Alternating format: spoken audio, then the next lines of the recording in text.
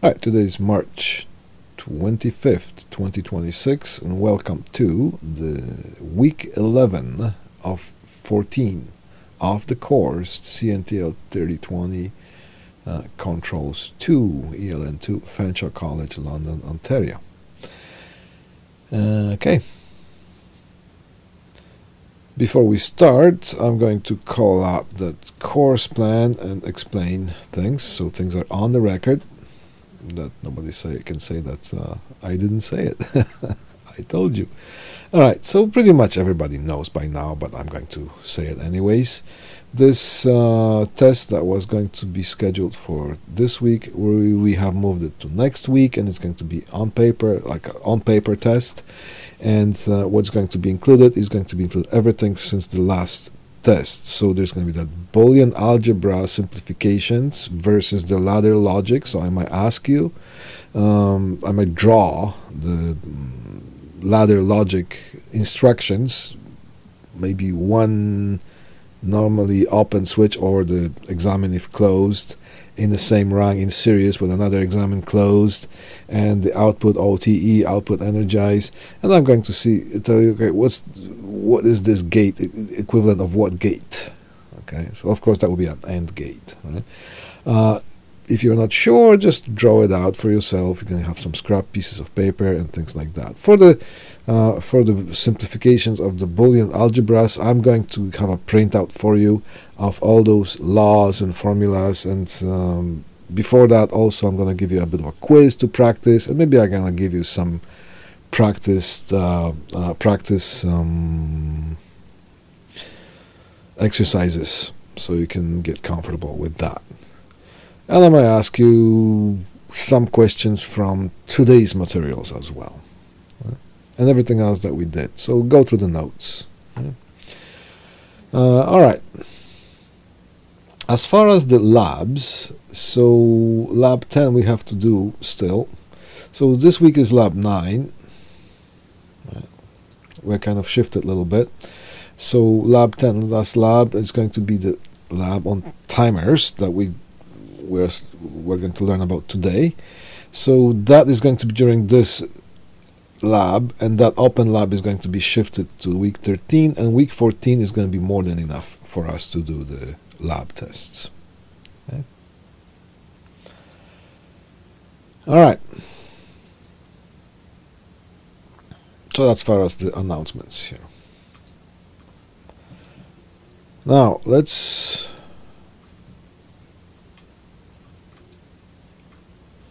get to the gist of things. Alright, so this is the screen from previous class. I didn't erase it, and I'm going to just go and explain things. It's going to be slightly quicker. Alright, when it comes to timers, we have to switch our understanding of the ladder logic just a little tiny bit. Here's the next level of understanding. Welcome to the next level of understanding the ladder logic. Alright, so far, we had this type of situation here. We have a rail, we have a rung. In the rung, we will have input instructions, we will have output instructions. The input instructions could be tied to physical inputs, looking for the logic 1 or 0, 24 volts or 0 volts. And the output would serve us depending on whether the rung becomes true, which means that the continuity of the logic, same as it would be continuity of electric current flow.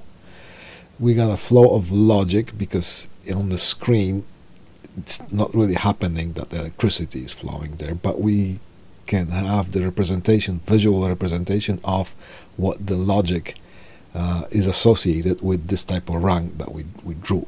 Right? So the logic continuity, if the logic continuity, pretending that it was electricity, passes through and energizes the output, then we can say that the rung is true. And if there is no logic continuity towards the output, then we say that the rung is false. All right. So, for example, what would be here? I may ask you on the test as well. What does this instruction need to pass the logic through? Alright, so this is examine if closed, as opposed to examine if open. Examine if closed is looking for logic level 1, it passes the logic through.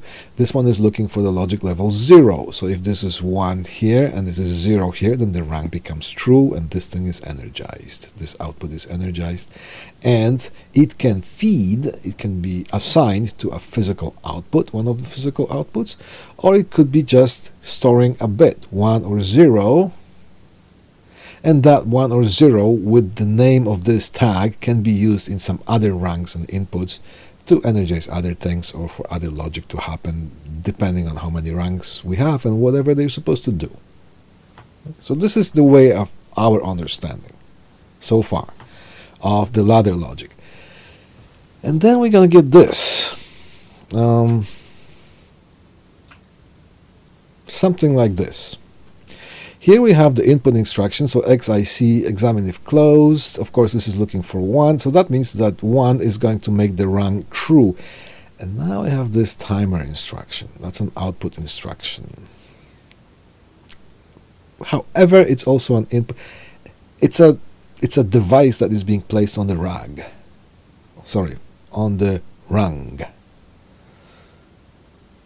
Ragtime.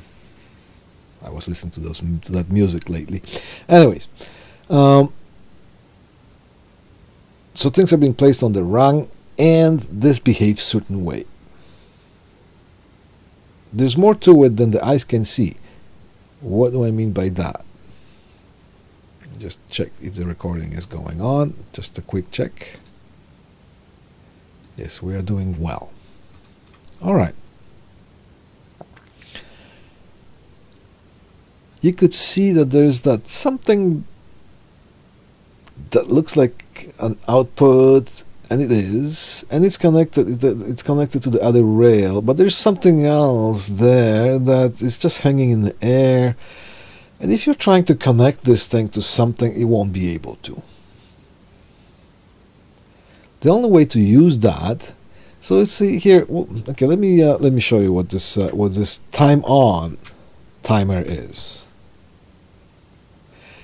Once the timer is activated by having 1 here, logic 1 on this, or yeah, logic 1. So the logic is passed. We have the, if this rung is true, then here is this little internal bit that is going to go 1. We call them status bits. This internal status bit is going to turn on 1, which tells us that the rung is true. If the rung is not true, there's no logic continuity through the rung, this one becomes 0. It just stays 0. Once that rung becomes true, this enable status bit, that the timer is enabled, the rung is true, it's going to go 1. It's going to go high. We're going to have bit 1 stored in the memory somewhere of the software. Then we have something that we named that timer.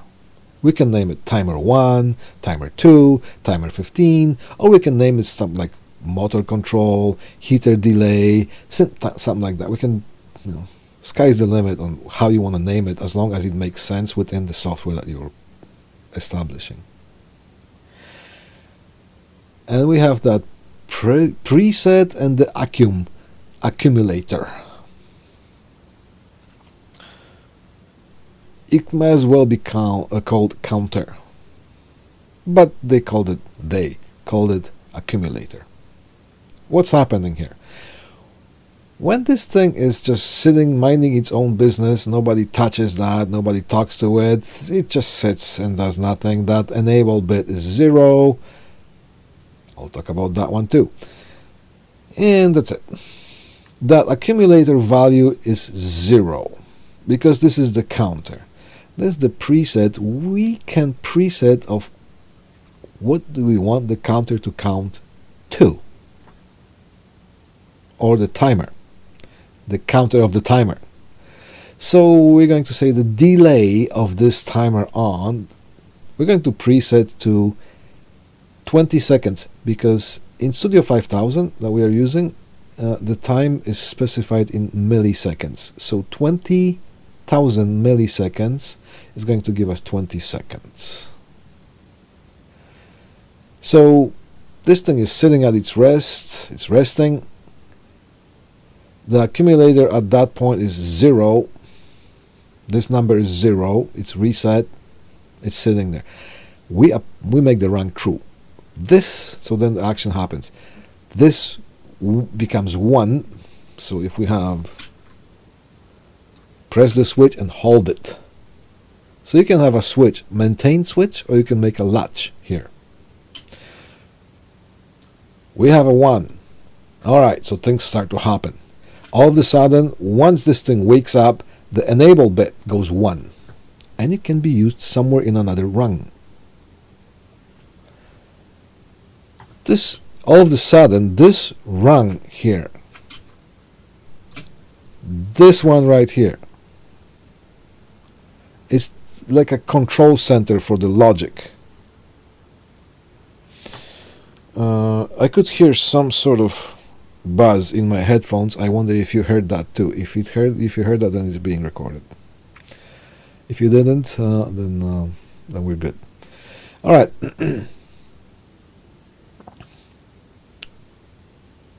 This is just like the control center of whatever else we assign things to. All right. So we have status bits that are invisible. Some of them. We have this one. We know that is there internally within the software of the timer. We have that DN, which I'll talk about soon. We have some other one that's called TT. Right? So let's take one thing at a time. This becomes 1. Enable light goes on. But let's say in this case we're not using it, but that bit for us is there to use if we want to. But this time, let's say I'm not using it. What else we can use? Alright, there's another bit that is not listed here, but it's there inside the code of the timer, and it's TT. TT stands for timer timing. So what's happening is this thing becomes active, that thing goes 1, and immediately the counter starts counting from 0 to that number. And it's going to take 20 seconds to get to this number. For the accumulator value to become the preset value is going to take 20 seconds, because we set the time of 20,000 milliseconds, which is 20 seconds. So it's going to take 20 seconds for this number to become that. Now you're actually going to see that counting. These numbers are going to change quick. This is slower, so now. And once it reaches that number, then the done status bit is going to light up. It's just like raising a flag. Done counting, done. The end, done counting. Alright, so once we understand this right now, in order for us to be able to use this timer, we have to create more rungs that are associated with that. So I created one more rung, and now once you start tagging it, right click and choose the new tag, and you're going to choose what you want this thing to be assigned to, and you're going to see a list of choices, and some of the choices are going to be the timer on, the TON, and in this case I'm going to have you're going to have a heater delay, but you're going to have more than heater delay entries there for you to choose to assign to this input instruction. You're going to have a heater delay EN, or heater delay .en, heater delay .dn, you're going to have heater delay .tt, and maybe some other ones depending on the software, but these are the main ones here. So what can we do with that? We assign an instruction to a rung. We assign this input instruction not to a push button or anything, but to one of the bits that exist within the software here. And let's say this one I have assigned to the DN, so which means when this one becomes 1, this one becomes 1 because it's assigned to the DN, which says done counting. And once this thing becomes internally 1, it's going to send a message for this to become 1. So logic continuity goes on, the rank becomes true, this rank becomes true, and I have assigned this to a heater actuator, so this one is going to turn on the heater. I hope you don't hear that loud buzz or some kind of interference there. Maybe it's just in my headphones. Alright, so the result of this one here, you turn the switch on or whatever you connect it to. It could be a latch, or let's say you have a maintain, just to make it simple, you have this thing is connected to a maintain switch. You press that, the switch turns on, it stays on, provides logic 1 to this one lights up, but we're not using it. This one doesn't light up yet, but this one will, because this internal bit is going to turn 1 while the timer is timing, while the count is happening. That bit is going to turn 1.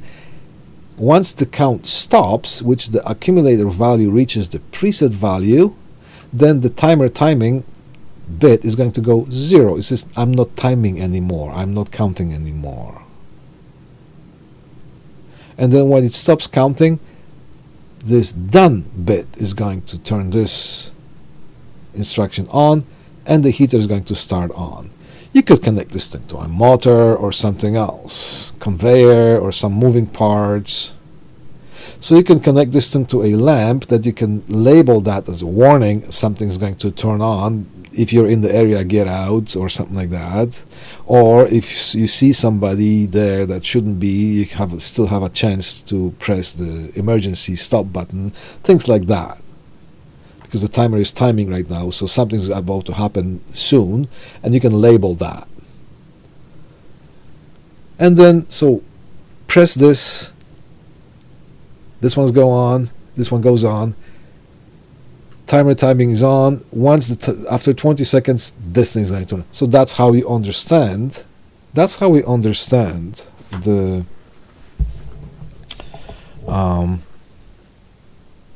that's how we understand the logic behind the timer programming. It never is by itself. We're assigning those internal bits, the programming bits that are there. Okay, now once we have the basic understanding of how to even look at that, here comes the lesson.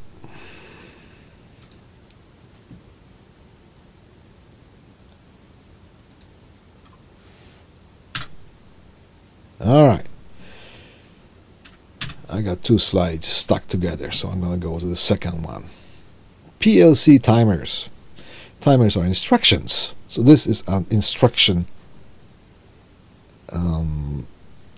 in the way of understanding of the software. This is an instruction. Excuse me. The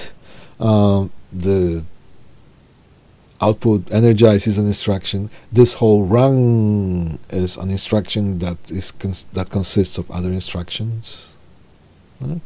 So timers are instructions used in PLC programming. They postpone or track events to regulate how long a process lasts. So certain types of timer can delay things. Certain types of timers can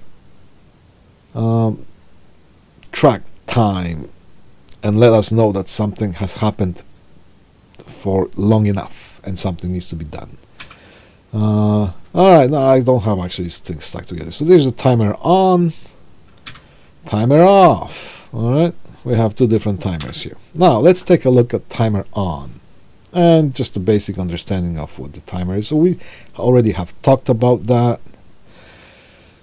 but let's just go through this in some kind of a structured way so you have something to go by. Here's the instruction. Here is the tag. And we call this one a heater delay. For example. You might as well call it timer 15 or something like that. And this is how it appears when you place it on the rung. Over here you can place different instructions. The point of this happening here before is to make this thing 1 or 0. That's it. That's all it cares about, this timer here. So the tag is a unique name data type. And you can say timer. It's a data type timer that stores the timer's internal bits and values. Internal bits and values. That EN is an internal bit, or it has a value, or 0 or 1. That done counting is an internal bit. All right. That preset here is an internal bit set by us. Accumulator, it could as well be called a counter within the timer.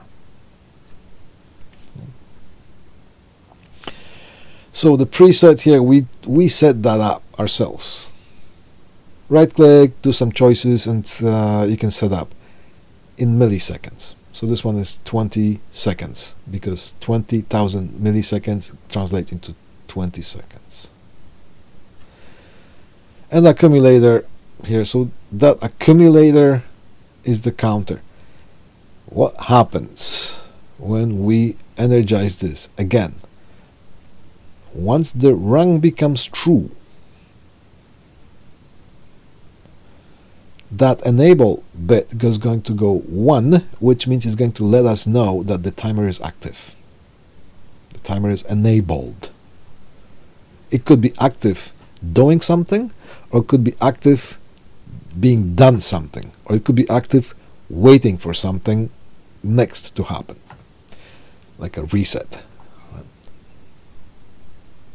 If there is no logic 1 here, then the timer is not active at all, it's not enabled, so that's going to go 0. But let's say 1 happens here, this goes 1, and immediately this accumulator is going to start counting from 0 to that number, and in this case it's going to take 20 seconds for this accumulator value to reach the preset value.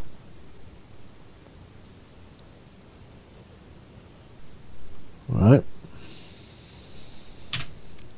Timer on. Status bits, and you see we call them booleans. See, when you have the when you assign a tag to the let's say to an instruction on the rung, and you have a choice for that to be boolean or data. Boolean or alias, or boolean or data or alias, and then alias for what? Boolean is a bit, it's a status bit here, or it's a bit. In our case here, we have those status bits that are associated internally that we don't see, but they're there and we can use them.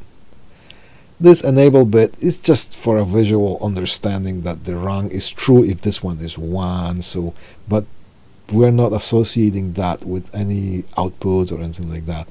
From here, we could associate this with an input of another rung, and that input can energize something else that can be energizing something. So that's how we understand programming of the timer here, or using the timer instruction. So enable bit again goes high or true if the timer rung condition is true. If that rung is true, then that is 1, indicating the instructions or timer's input is active. Timer input is active, which is 1, logic 1. Timer timing, we don't see that here, but we want you to know that it's there within the software. That's why we are learning about this thing. And here's the tag of TT. So when you create another, again I'm repeating this, another rung, You're going to assign that to a boolean, and you're going to make an alias maybe of the enable bit, and that then can be connected to some sort of indicator light saying that some machinery is on. Timer timing, as long as it's counting, that bit, internal bit, data bit is turning 1, and when it stops counting, it goes 0. So when this timer is counting, this one goes 1, the TT internal bit, and when the timer is not counting, it goes to 0. This bit turns 0. So once you start assigning the input function, and if you assign it the timer, you're going to have few choices. Do you want this thing to be assigned to the timer enable, or timer.dn, or timer.tt, or something like that?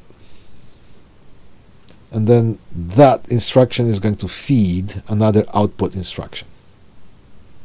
It's going to feed the run.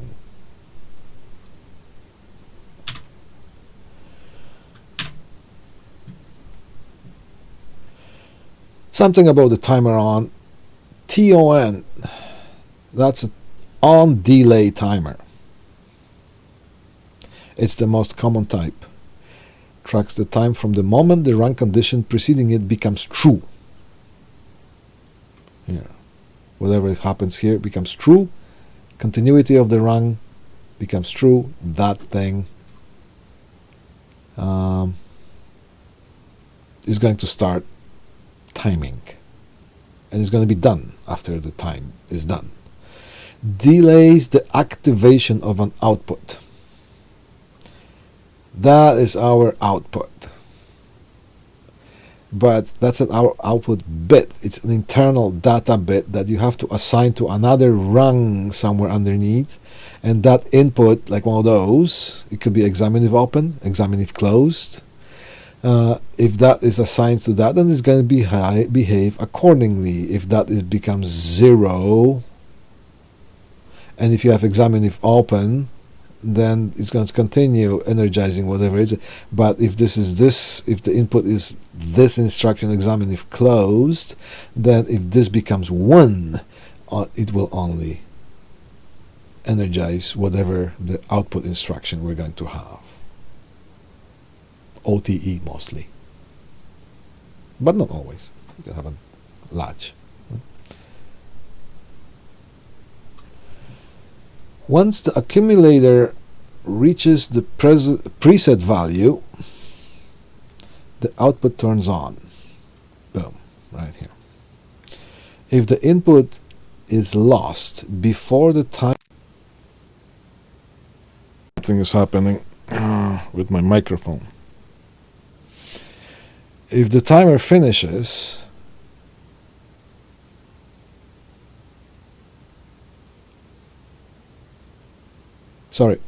when the timer times, it's still counting. It didn't reach.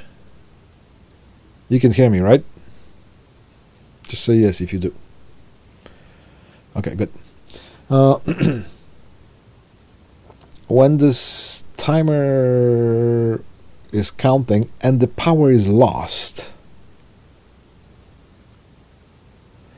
so if this instruction goes to 0 before this thing reached its destination, that counted before it counted to 20 seconds, maybe it's halfway counting. If the power is lost at the input, if it goes low, then the accumulator is going to reset, and if you go high again, it's going to start from 0 counting again. So that's the characteristic of the TON, timer on, the on delay timer. So that's what it means here.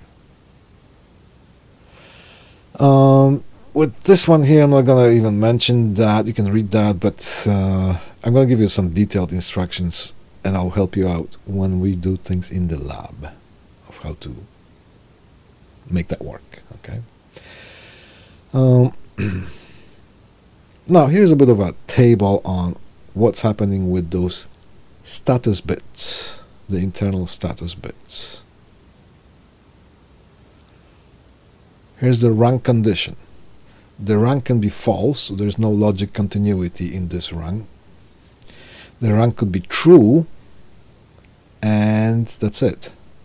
Now, the rung could be true when the timer is timing, or while it's still true, the timer is done counting. So these are the two conditions here that we have listed. And here's the internal bits, the status bits that internally here that we can assign to some instructions.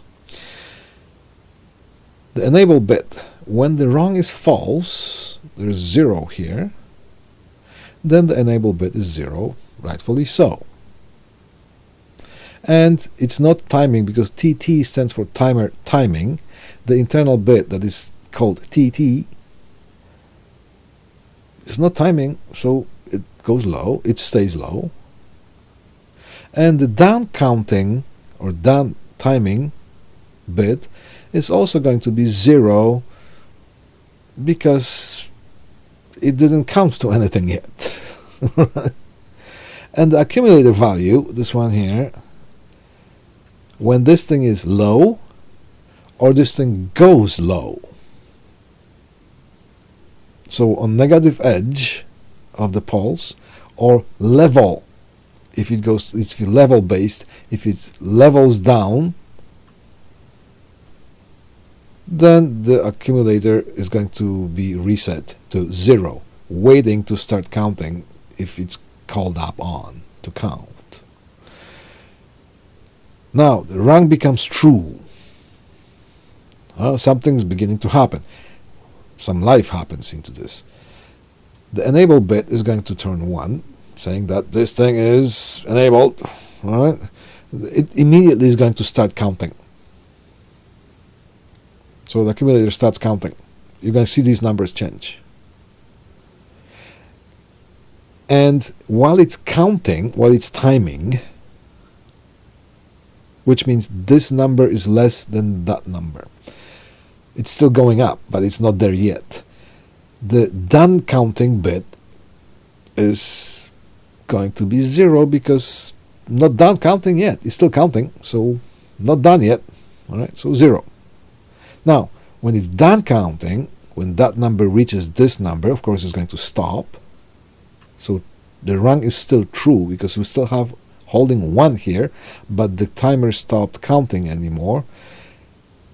Then the enable bit still stays on because it's active. The timing, the timer timing is going to go 0 because it's not timing anymore, it's not counting anymore. So I said I'm not counting anymore, I've reached the top. But the down counting, I'm done counting, is going to light up, or that internal bit is going to become 1.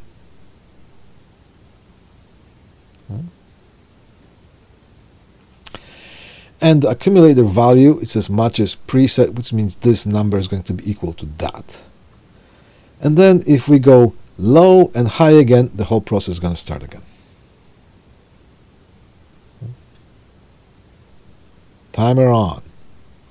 It's an on delay timer. Example. Timer on, ladder logic example. Here we have, it might look different depending on software you're using. All right, so it's just a generic kind of a, basic things, common things that you're going to see. Here's a start button. Here's a timer on that we called it a motor timer, and the enable bit here is tied to that, but it's just for our visual stuff here.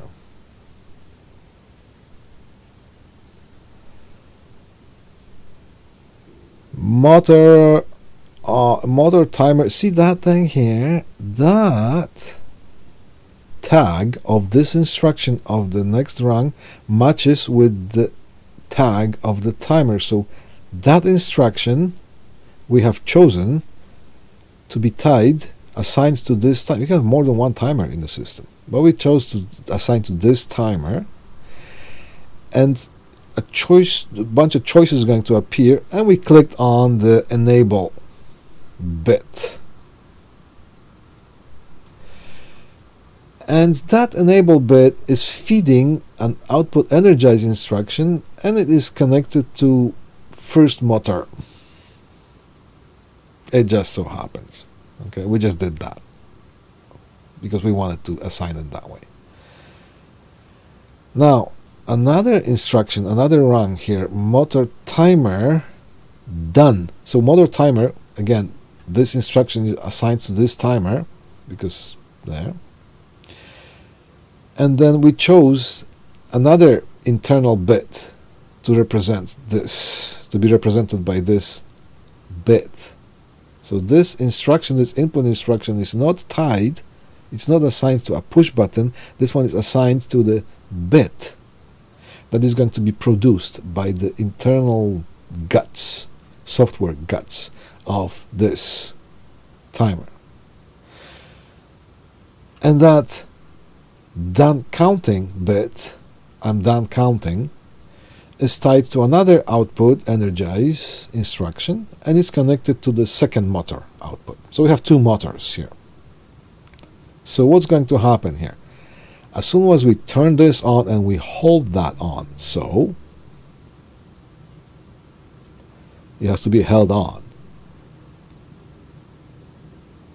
and it stays on,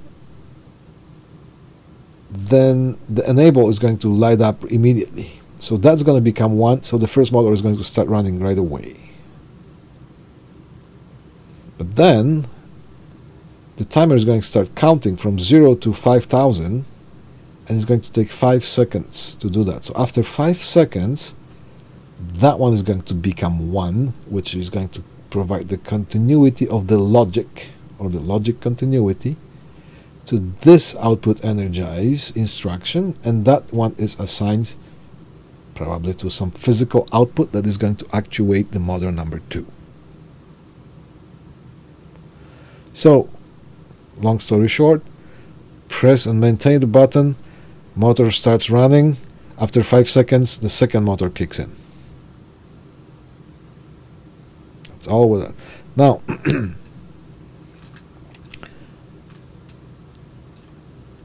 I just wrote here, do you see any possible issues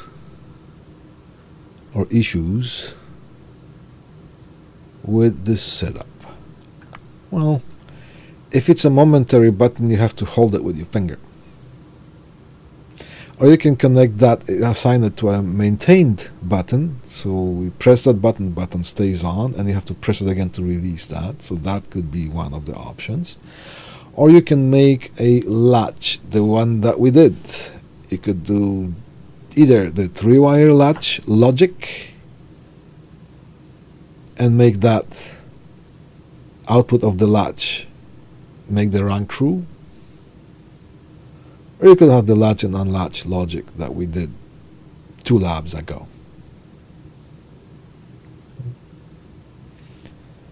So you can have a maintained button, or you can have a latch. Either way, the maintain button, you press it to release, and if you have a latch, you press the stop button to unlatch. But that has to be on for this to, as soon as this thing becomes off, all bets are off. The enable light goes off, this accumulator resets to 0, and that becomes 0, so this will never come on. But if we press and hold that, after 5 seconds, well, immediately first motor comes on. After 5 seconds, the second motor comes on, and both motors are running. And then we just release the button, press it again, so the whole sequence happens again. This motor starts running right away. After 5 seconds, this one kicks in. And I wrote here, is there another bit that is not used here but can be used? Yes, it's the TT. The TT stands for timer timing, so we could add another rung here. Can I do this? We could add another rung. Alright.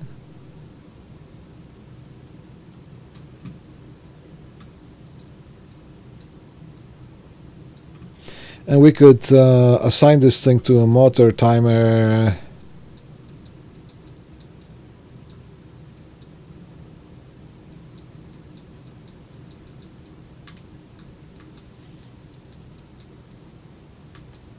We're going to choose dot TT.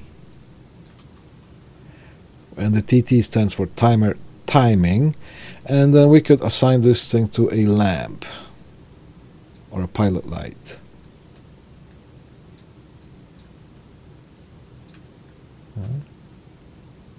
So what we would have,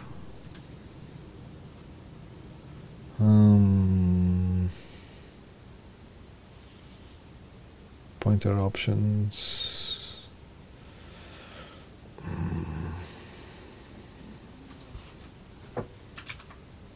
All right, I got my pointer back. So when we have utilized that bit, internal bit here, what's going to happen? Press the button, hold it, maintain the button. This motor comes on. The timer is going to start timing right away. So this is going to start counting up to this number. So but while this is counting, this is going to be 1, which means the lamp is going to be on, and we could just label that lamp as a warning. The second motor is about to start being active. So there could be it's a simple example, a warning light that some process is about to start. And once this counter or the accumulator counts up to this number, it's not counting anymore. The lamp is going to go off and this motor is going to come on. That's how we understand this logic behind programming timers. Example, ladder logic example. How about you figure out what's going to, based on what we just talked about, what is going to happen here when you see this setup? Can you tell me what's going to happen once this switch is pressed and left on? What's going to happen? Have a sip of coffee.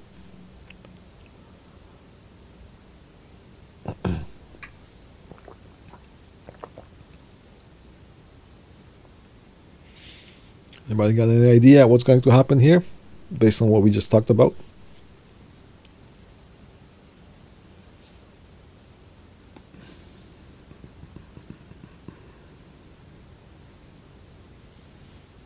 Come on, wake up, guys.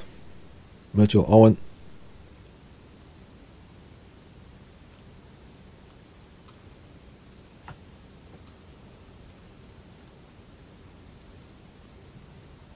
What's this thing tied to?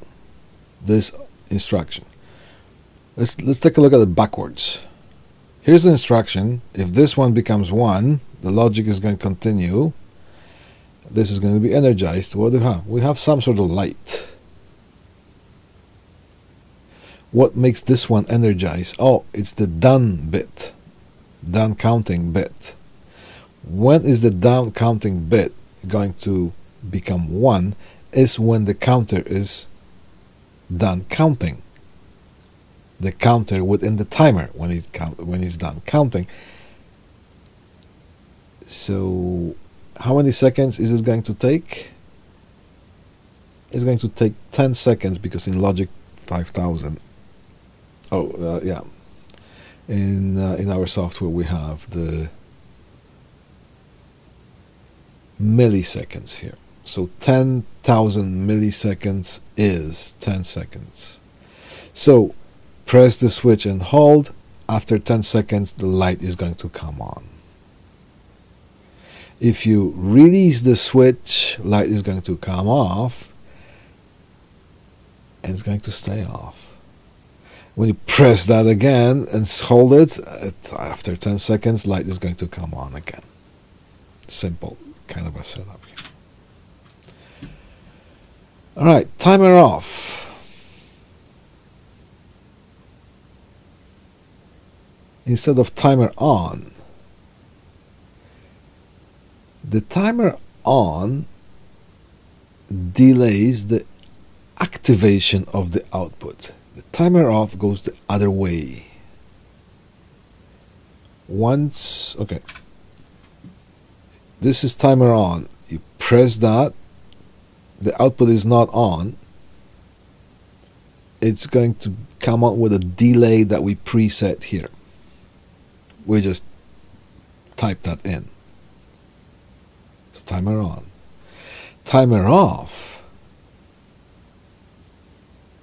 is going to be, the output is going to be on.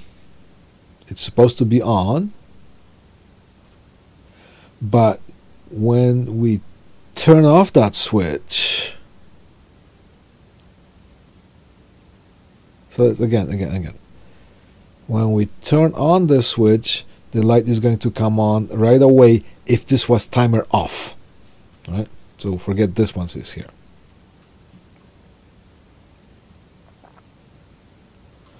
Press that switch, make the rung true, light comes on right away and stays as long as the rung is true. Now when we turn off the switch, the light is not going to go off right away. It's going to take that amount of time that we set, in this case 10 seconds. So the action of this one, if this were time off, switch it on, light comes on right away and stays. When you switch off, light stays for 10 more seconds and then shuts down. So it's a delayed turn off with the timer off. So again, it's an off delay timer. Delays the deactivation of an output. When the input becomes true to the timer, the output, the DN, done counting, because that's the output, is on immediately. Timing begins only when the input is turned off. Once the preset time expires, the counter counts to that number of milliseconds that we told it to count. Then the output goes off. So it's an off timer. Let's make it more official. TOF, off delay timer, delays the deactivation of an output. When the input becomes true, the output turns on immediately. The timing begins only when the input turns off. Timing begins when the input turns off. Once the once the preset time expires, the output, so it's the same thing, but it just looks nicer, this slide. If the input is, if the input is lost before the timer finishes timing, then again it's going to, the accumulator here is going to reset to 0.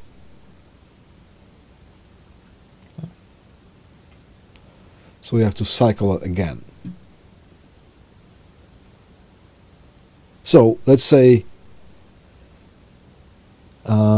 you have turned this off and you have 3 minutes here, 180 milliseconds. So that gives us 180,000 milliseconds. So that's 180 seconds, which translates into 3 minutes. And we called this one a fan delay. So I could just say, okay, the fan is dispersing the heat that is being done by is being provided by a heater. We turn the heater off, but we want the fan to run for 3 more minutes because the heater is still hot, just to cool the heater off. That will be the purpose of this setup here. So what happens if we just, okay, so this is on, the fan runs, this bit is high, it's connected to, it's tied or it's assigned to another input on another rung, and that input is activating some output that is connected to a fan. We turn it off. that input can also be assigned to the heater on or off.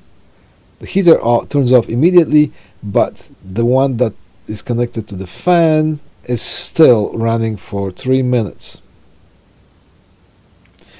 If we turn that on again, this is still going to stay on, but the counter resets to 0 and it stops counting and it keeps it on. If we want to turn, of course, the heater is going to turn on again, right? If that is assigned to a heater as well, because we know we can assign this input instruction to many inputs, other inputs that are activating some outputs on different rungs. Here's a table.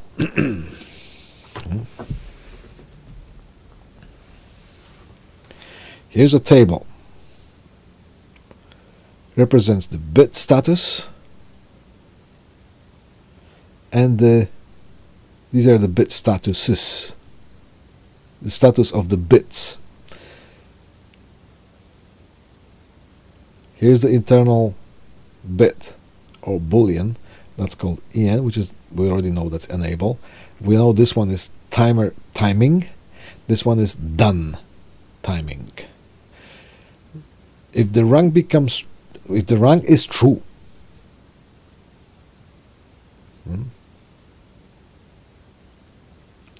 then the enable bit is true. So that is true. Enable bit. Then this output here is 1 immediately. There you go.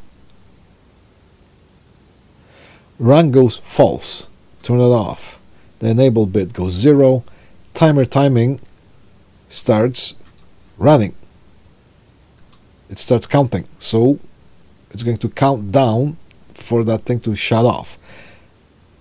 So yes, it's counting. So that's yeah. And rung goes false. It's timing.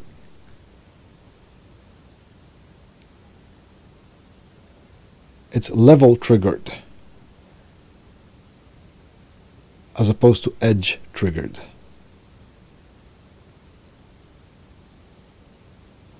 Which means as long as this thing is low, it's going to start timing.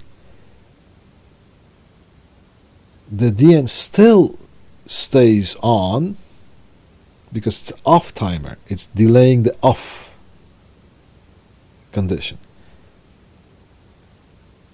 Now the timer reached the preset. This accumulator, this number counted, this accumulator, because you're going to see those numbers going up.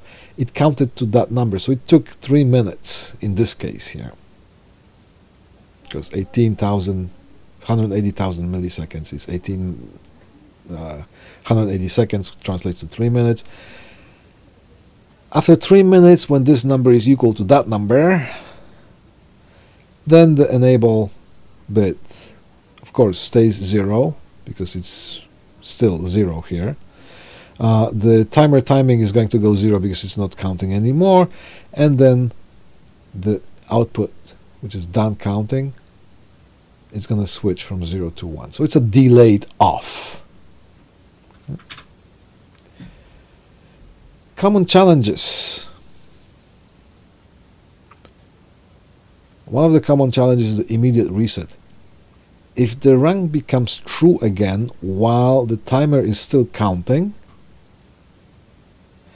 the timer off resets the accumulator to 0, which is what I just described. And this stops the timing sequence immediately. So nothing's going to happen. This thing's going to stay on. Or another problem with that we have to, challenge with that we have to watch for is the initial power up. Once the controller first scans, because the controller scans the rungs, it scans the rungs from the top to bottom and from left to right. So first, scans. So once the program starts running, initially, this is not going to be on. You have to cycle it So you have to provide a negative pulse, so you have to turn it off and turn it back on again, and then this is going to become 1.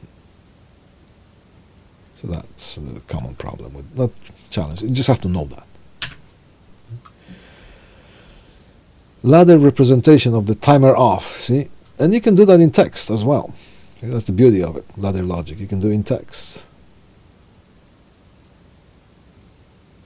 And I explain rank 0 and rank 1 here. Here's rank 0, here's rank 1.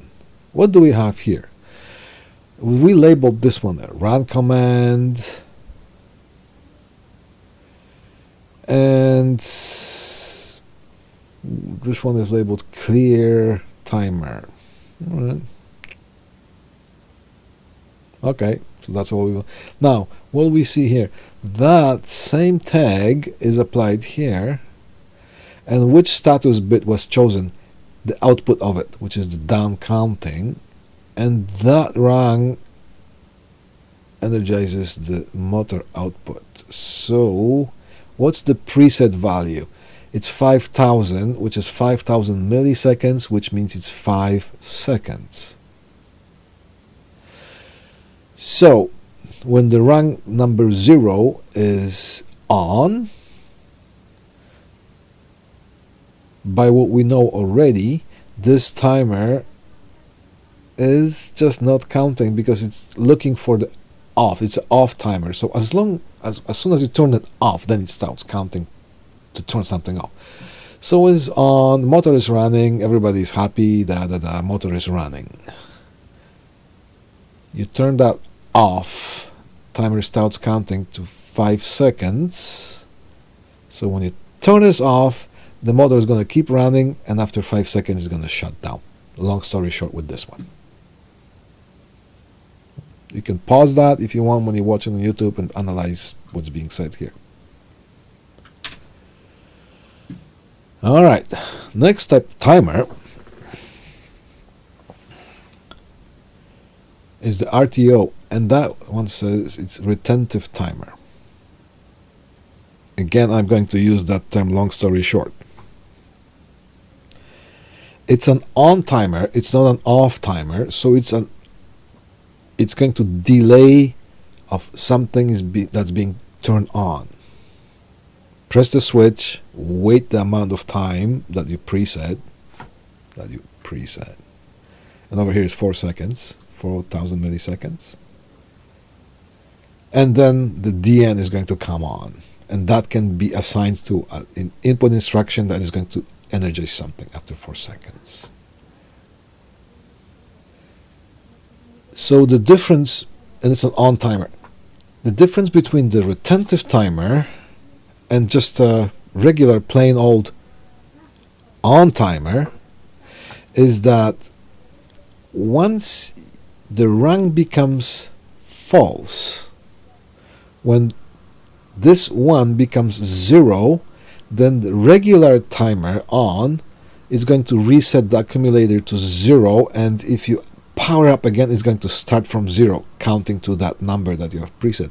Now the retentive timer, this rung is, you apply true, the timer is going to start counting. If you de-energize the input before the timer reaches that number is going to stop and it's going to hold. When you power it again, it's going to keep counting from the moment that it stopped, not from 0. Retentive timer. And I purposely named that medium jar. For example, let's say you have a apiary and you have a honey production, and you're harvesting honey and you're filling up the jars.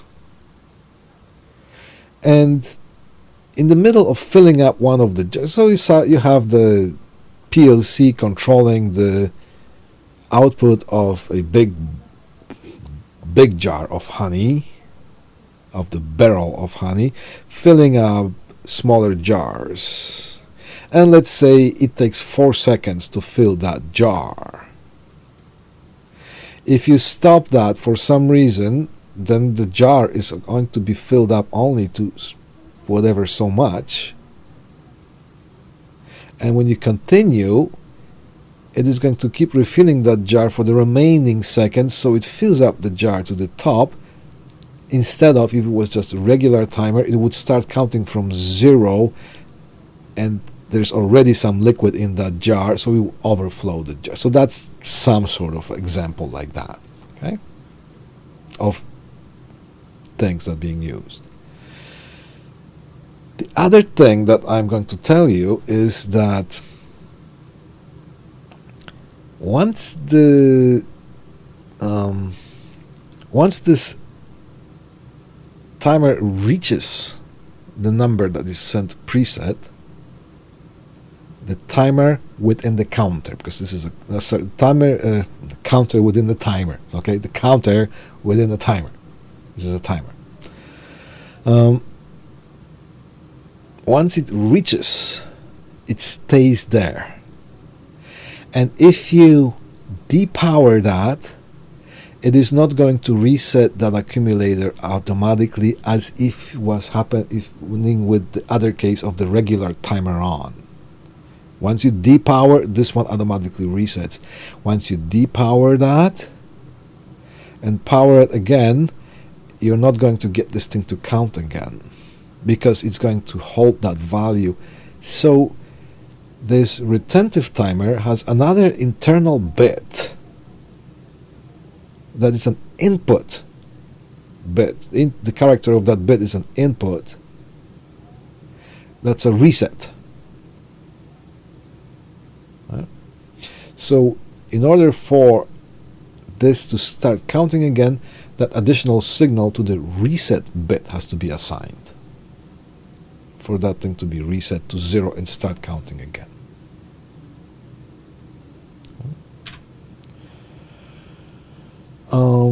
Retentive timer, also known as TON, time on retentive, or retentive time on, depending on what software. It's a retentive on the delays activation of an input, so it's an on timer, same as TON but with additional feature, talking about the reset, the need to reset. And the additional feature is that it retains, once it's depowered, it keeps that number, and with power again it continues from that number. Retentive time. Here's the bit behavior. Here's the bit. Enable, timer timing, done timing. Rung. The rung is active. The rung is true. The rung is logic high and counting. Oh, wrong. It should be rung here. Okay. The rung is counting, and it's active and counting. Enable is 1. When it's counting, yes. Timer timing, yes, it's counting. And it's not done counting yet, so the done bit is not, the output is not on yet. Alright, now the rung goes to 0. And so we have paused. The enable bit goes to 0. It's not timing, so that timer timing goes to 0 because it's not timing. It's telling us that it's not, the counting is not on happening. It's not happening. And the DN holds the state, whatever it was.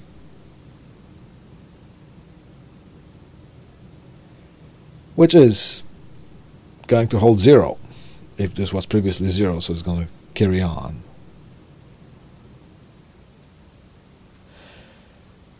The accumulator reaches the preset. This stops counting. Alright. The enable still going to be 1 if the rung is true. If the rung goes, so that's going to be 0. So this one tells us whether we applied power here or not. That's all.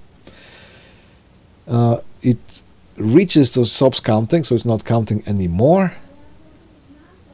And what is this one going to be? Done counting. It's an on timer. So where are we?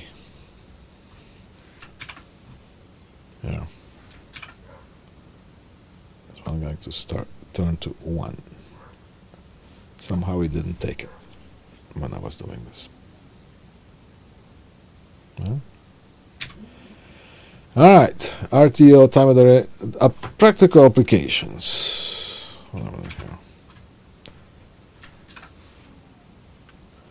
Maintenance, so retentive. Maintenance alarms. Tracking a total run of a motor.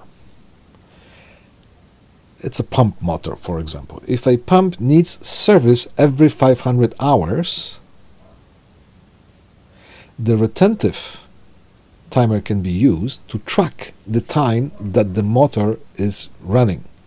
So the pump, sometimes it's turned on, sometimes it's not turned on, but it is going to count the amount of timing that the motor is on, and after, because when it stops, this number stays, and it starts again, this number keeps counting. The motor stops, the number stays again where it stops, where it was. So we can set up to 500 hours, and if the total run time of the motor comes up to 500 hours, then the output turns on, and it will let us know that the motor needs to be serviced. Whatever needs to be done. Toolware application. Measuring actual cutting time for a CNC bit to trigger the changeout. Alright, so you have a CNC machine that uses some sort of a bit to do some cutting in metal or wood, depending on what CNC machine that is.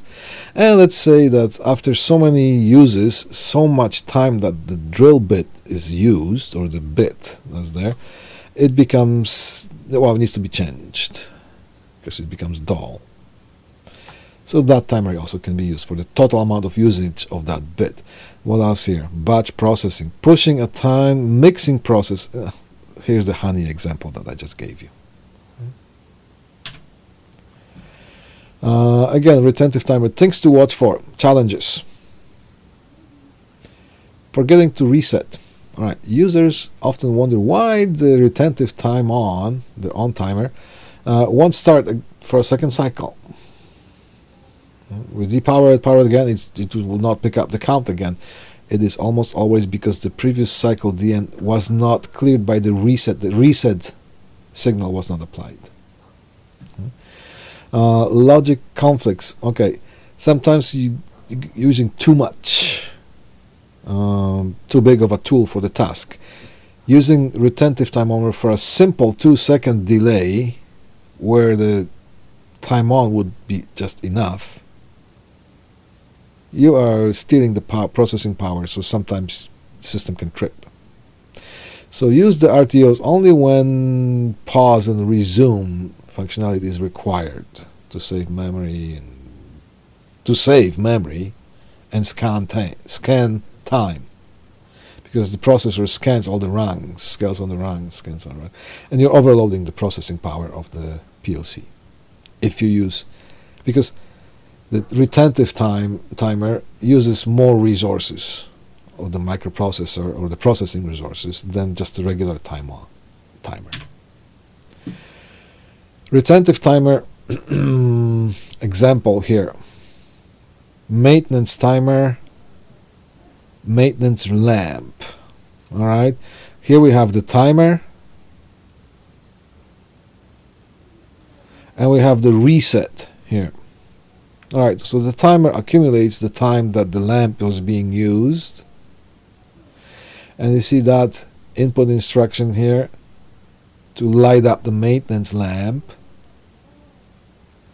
is set by the output or the done counting of the timer, retentive timer. So when the light bulb or the lamp has so many hours that needs to be changed, that timer can let us know that altogether, on and off, the lamp was being used for so much time, need to change the lamp. Change the lamp, press the reset button for that cycle to be tracked again of the lamp being used. Last slide. Retentive timer. Oh, I should have probably erased that, because this, I should erase this, and I should have erased this, because this is the table that compares all three. Timer on, retentive timer on, and timer off. Feature. Starts timing when run goes false, when done, and reset method. Okay, so timer on starts timing when, timer on starts timing when the run becomes true or is true, or becomes and is true. Timer on when it goes false. When the run goes false, then it restarts, it resets to 0.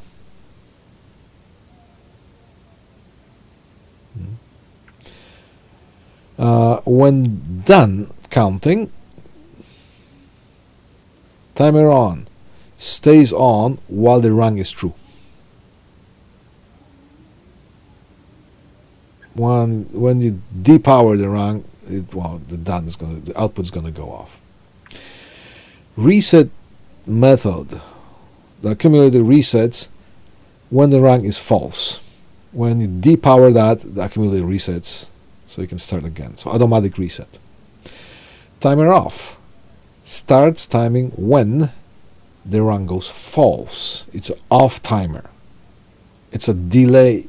You're turning something off with a delay. So starts timing when the run goes false. When the run goes false, it starts timing. Wow, okay. When done timing, it stays on until timed out and then turns off. Reset method. When the run goes true, accumulator resets. Retentive time on starts timing when the run is true. It's on timer. So here, same as the timer on. All right. Now, when the run goes false, what happens? It pauses and it holds its value. The accumulator holds its value here. When done, stays on until reset.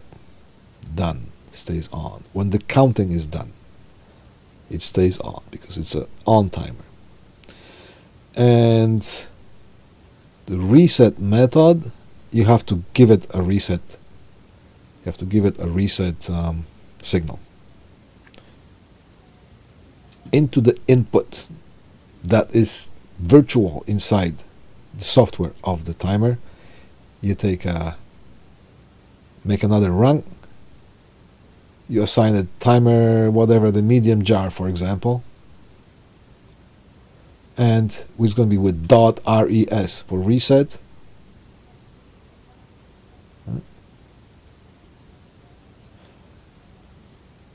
And you can assign the output here for the reset. You can assign an instruction that's output based on something happen. Press a button, the output assigned. So here will be output assigned to the reset. Reset is activated, so the accumulator resets to 0.